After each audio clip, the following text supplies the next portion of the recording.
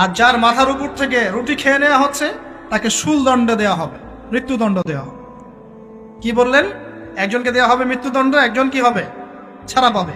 আর যাকে মনে হলো যে এই ছাড়া পাবে, ইউসুফ আলাইহিস সালাম বললেন, তুমি যখন ছাড়া পাবে তোমার মনিবের কাছে, মালিকের কাছে আমার কথা বলো, আমার কথা আলোচনা করো। কিন্তু শয়তান তাকে ভুলিয়ে দিল, সে আর কথা বলতে পারল।